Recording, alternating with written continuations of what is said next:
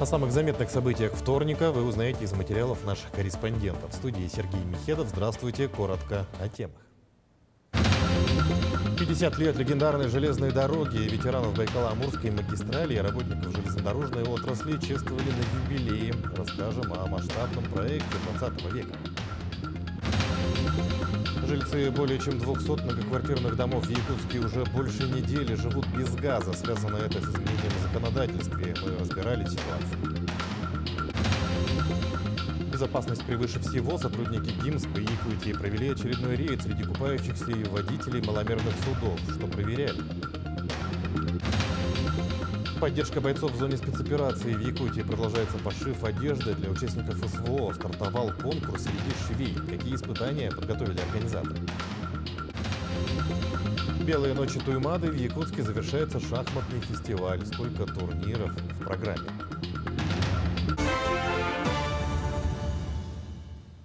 Глава Якутии собрал президиум оперативного штаба по обеспечению экономического развития республики. Рассмотрены вопросы внесения изменений в существенные условия государственных контрактов.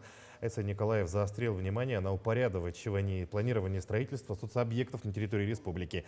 Он отметил, что при принятии решения о начале строительства объектов здравоохранения и образования необходимо учитывать возможности комплектации кадрами, транспортную логистику и другие факторы. За 6 лет в Якутии построено почти 330 соцобъектов, в том числе более 130 по национальным проектам.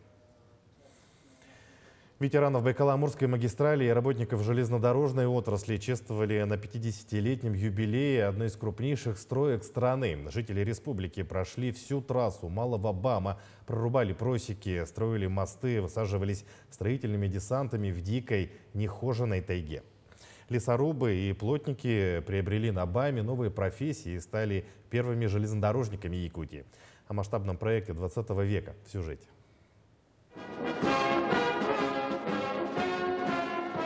В 1974 году было принято историческое постановление ЦК КПСС. Протяженность современного БАМа составляет 4341 километр. Трасса дороги пересекает 11 крупных рек. В ходе строительства магистрали было возведено 140 мостов, пробито 8 тоннелей.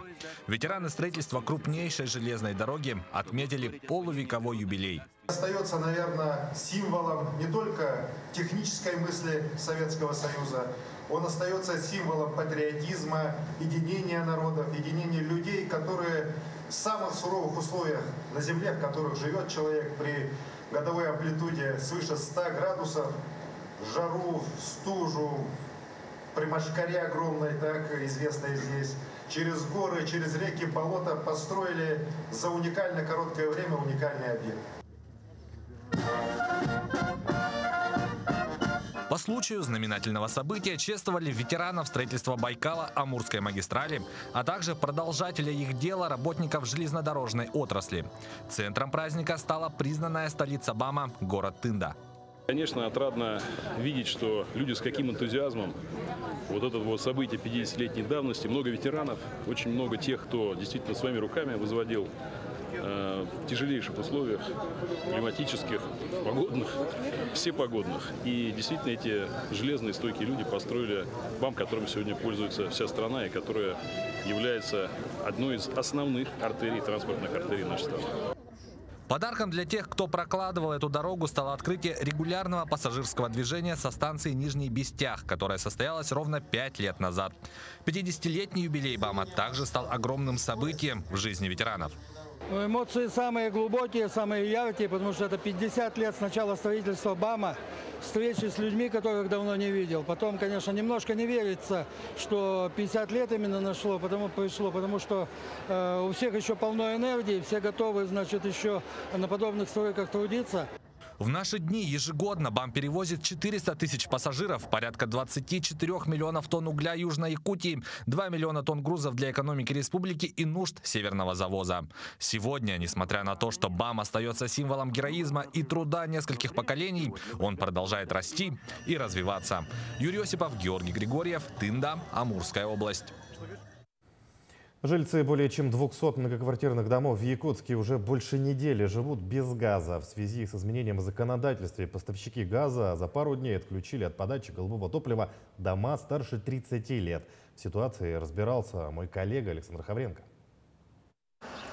На сегодняшний день в столице у 650 многоквартирных домов истек срок эксплуатации газового оборудования. Из них 202 дома отключены от газовой трубы. Произошло это из-за непроведенной вовремя технической диагностики. 71 федерального закона с 1 сентября 2023 года все многоквартирные дома перешли, то есть должны бы заиметь договора на техническое обслуживание с ГРО, газораспределительной организации. На территории Республики Саха-Якутия это Сахатранснефтегаз. Да, то есть все жильцы города Якутска вынуждены были заключить договор с нами. То некоторые многоквартирные дома находились на обслуживании у других организаций. То есть они могли и своевременно не проводить эти работы и так далее. Это ответственность лежит на управляющие компании и на обслуживающие организации.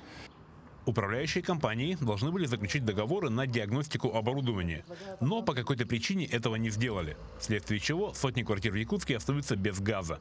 С этой проблемой уже разбираются в столичной прокуратуре. В целях устранения выявленных нарушений руководителям 4 управляющих организаций прокуратуры города были внесены представления, а также вынесены постановления о возбуждении дел административных правонарушений.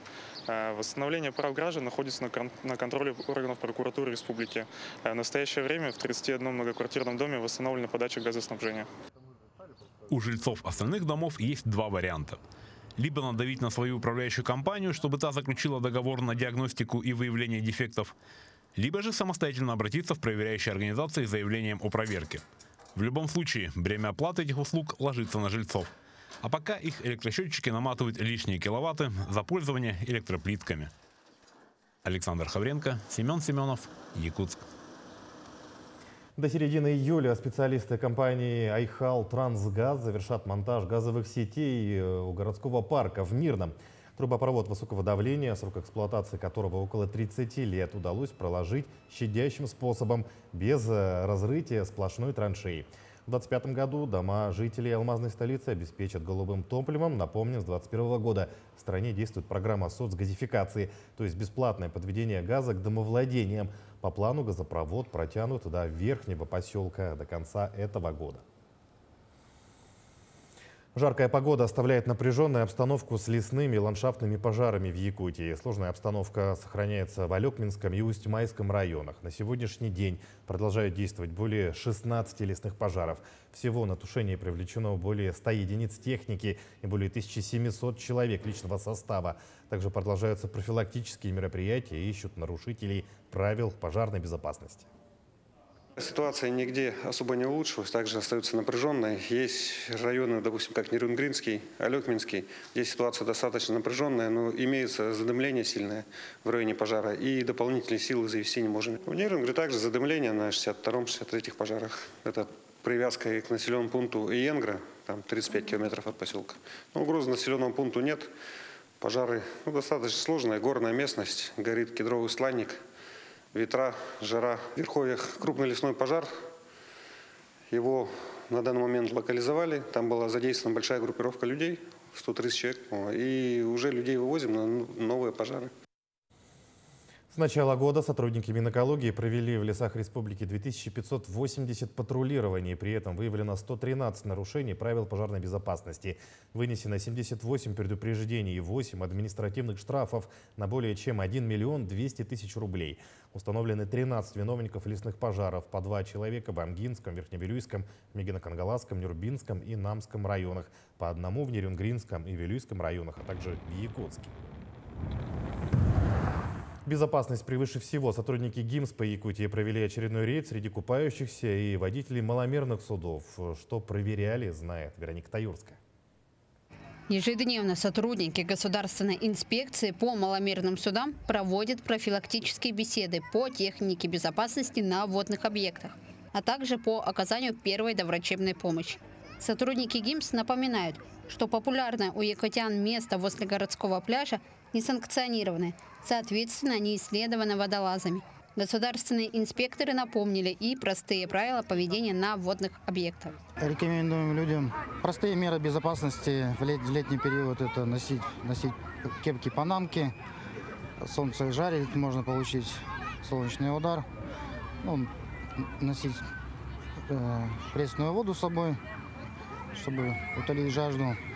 Также для маленьких деток родителям рекомендуем, чтобы они приобрели нарукавники, надувные круги. Также советуем не купаться в нетрезвом виде, далеко не заплывать. В отличие от несанкционированных мест купания, на городском пляже предусмотрены все условия для комфортного пребывания. Шезлонги, зонты, душевые кабинки, круги и жилеты, а также многое другое. В иных местах таких удобств нет. Единственное, на кого могут рассчитывать отдыхающие в случае возникновения угрозы, это волонтеры Всероссийского общества спасания на воде. Слежу, чтобы на пирс никто не входил, там посторонних. Частная собственность, чтобы посторонние не входили и далеко не уплывали. 2 смены есть, ночная и вот дневная. Мы дневная с 9 до 9, работаем с 9 утра до 9 вечера, и ночная также работает. То есть вы круглосуточно, да? Да. А сколько вообще вас человек, именно волонтеров? Есть еще другой пост, и там тоже люди. А 4. ГИМС Якутии напоминает, купание разрешено только на оборудованных для этих целей местах. В Якутске в настоящее время действуют 2 официальных пляжа – в 202-м микрорайоне и на территории озера Сугун на 16-м километре Вилюйского тракта. Не стоит подвергать себя и своих близких угрозе. Вероника Таюрская, Станислав Потапов, Якутск. Идем далее. Огромные долги населения перед коммунальщиками вынудили администрацию Алдана прибегнуть к карательным мерам. С 1 июля работа по должникам усилилась, и теперь к ним придут судебные приставы. Все методы и акции о списании пени и реструктуризации долгов оказались недейственными, а накопленные долги могли бы пойти на подготовку объектов тепловодоснабжения к зиме, или в премиальный фонд работников ЖКХ. Вынужден принимать жесткие меры по решению суда по претензиям управляющей компании к жителям города, потому что те долги, которые мы наработали, уже не входят в никакие рамки. 117 миллионов. Мы сегодня сами себе создаем, ситуацию аварийно-критической, да, по подготовке и прохождению отопительного сезона 24-25. Приемная кампания на медицинские специальности в высших учебных заведениях стартовала 20 июня и продлится до конца августа, сообщает Минздрав Якутии. По целевой квоте от правительства республики выделено 418 мест для подготовки педиатров, терапевтов и врачей еще по 44 специальностям. Задача целевого набора – обеспечить медучреждения региона необходимыми врачами-специалистами.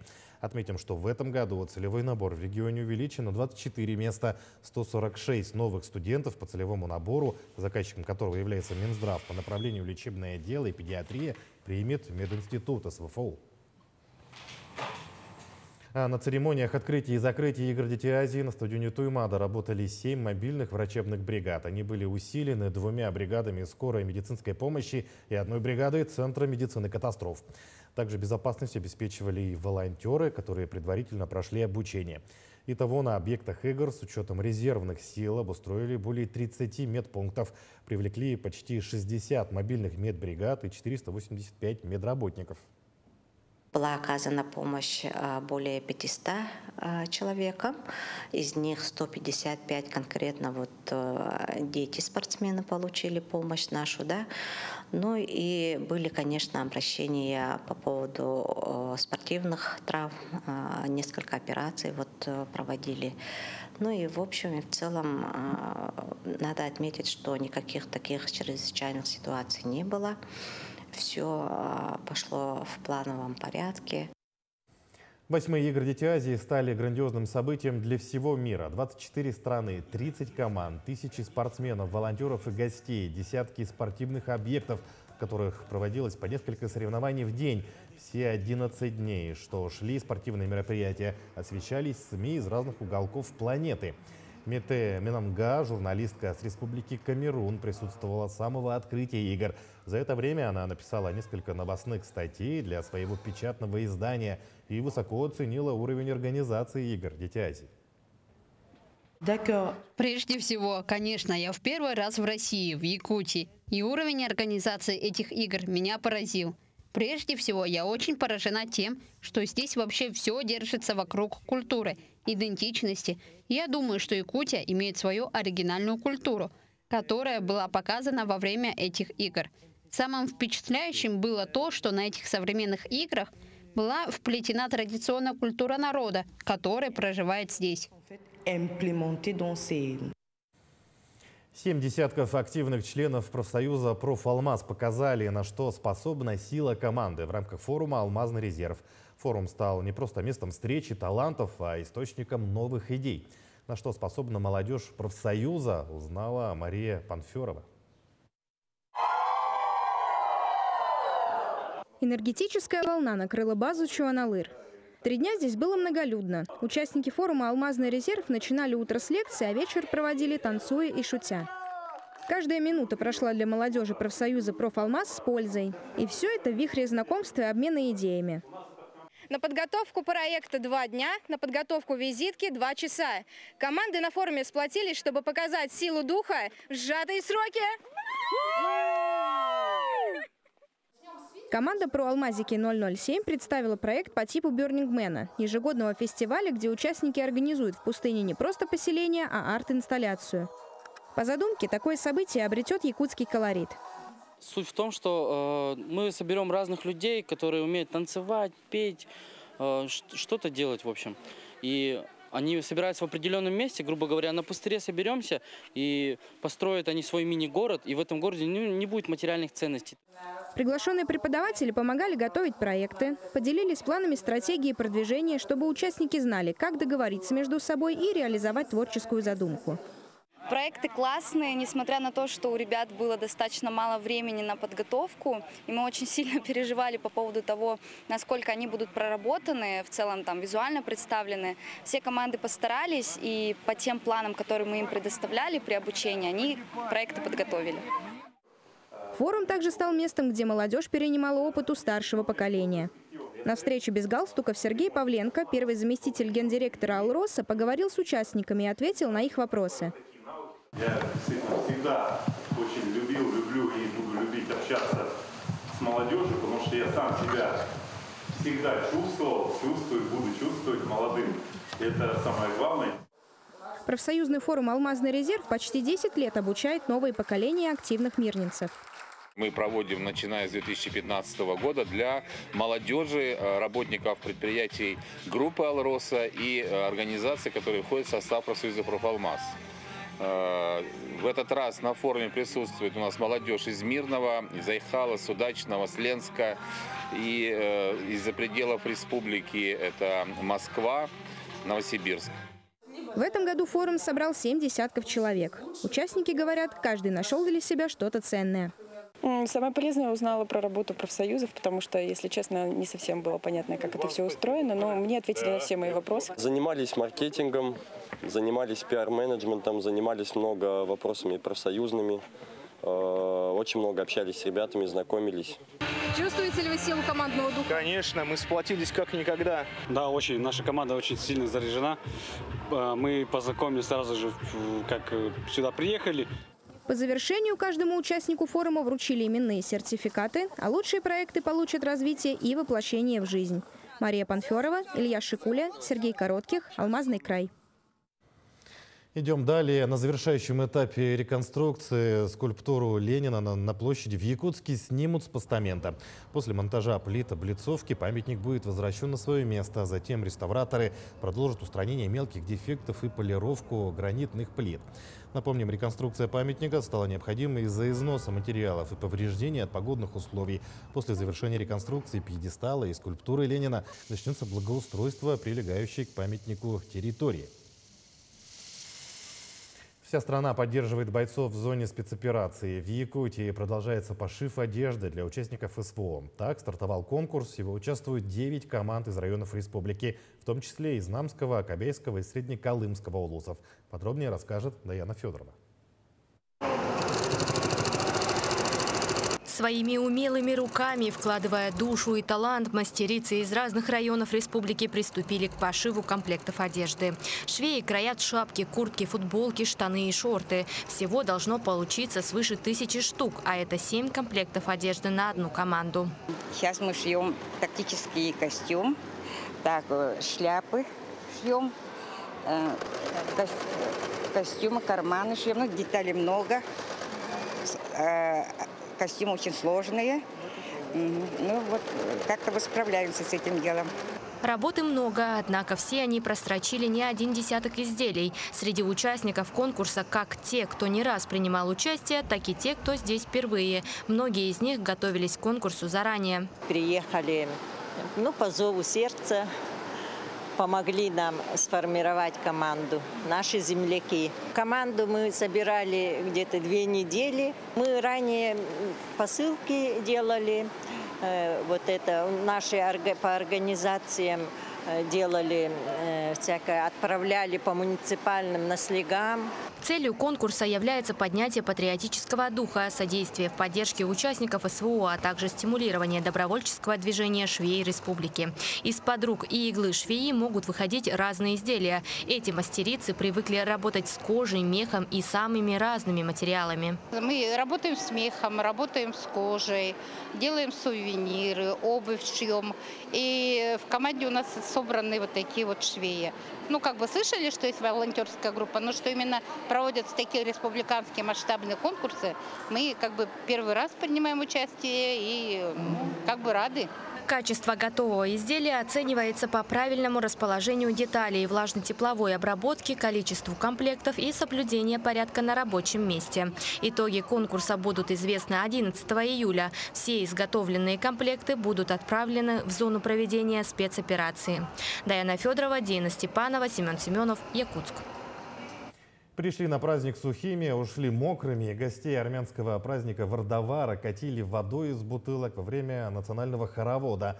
Однако ни один из участников не обиделся. Во-первых, по преданиям армян, в этот день вода очищает от грехов. Во-вторых, на улице в Мирном было жарко.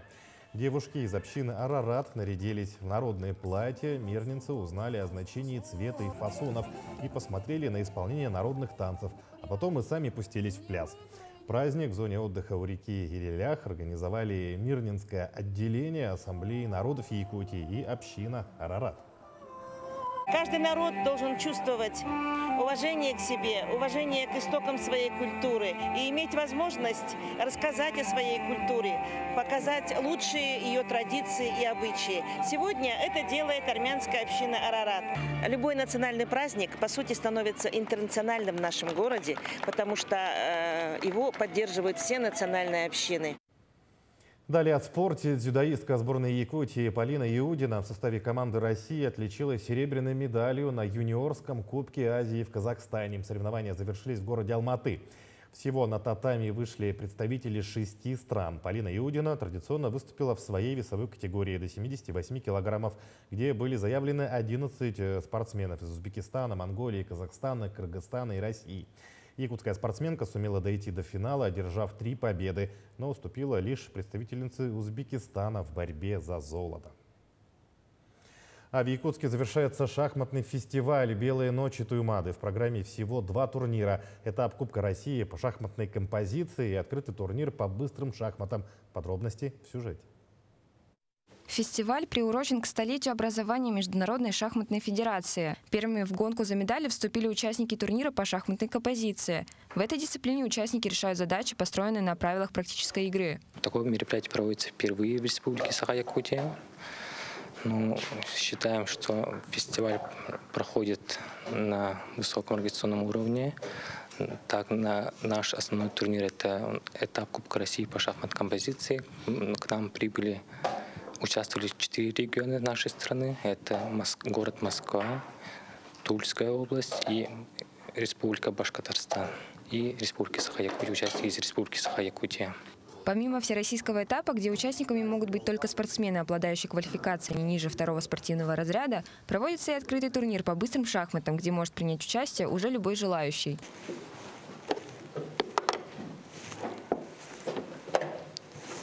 Быстрые шахматы – часть фестиваля «Белые ночи Туймады». Отличаются они тем, что игрокам дается 15 минут на обдумывание хода до конца партии, чем обычные 90 минут. За одной доской могут встретиться что ровесники, что представители разных поколений. В отличие от этапа Кубка России, где участвовало 17 человек, в открытом турнире участие приняло более 30 спортсменов. Вчера было решение задач по композиции, а сегодня у нас проводятся быстрые шахматы. Всего будет 11 туров. Завтра заканчиваем. Сегодня 4 тура, завтра будет 7 туров. Быстрые шахматы будут проводиться 2 дня. Количество участников 32 человека.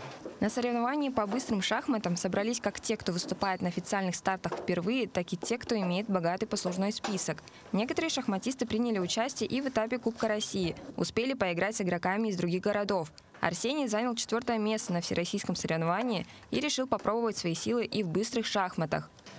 В этапе Кубка России по шахматной композиции это вообще мой, по-моему, первый турнир. Вот. И в этом турнире участвовали 2 титулованных, знаменитых гроссмейстера, не только в России, да и во всем мире. Павлов Данила Сергеевич, номер 1 по рейтингу шахматной композиции, и Хасанов Урал, тоже входящий в топ-10 шахматной композиции по рейтингу. Итоги фестиваля будут подведены завтра. Организаторы отметили, что планируют сделать эти соревнования традиционными и с каждым годом расширять географию участников. Александра Котельникова, Джулустан Иннокентьев, Якутск. Таким наши корреспонденты увидели уходящий день. Всего доброго и оставайтесь с нами.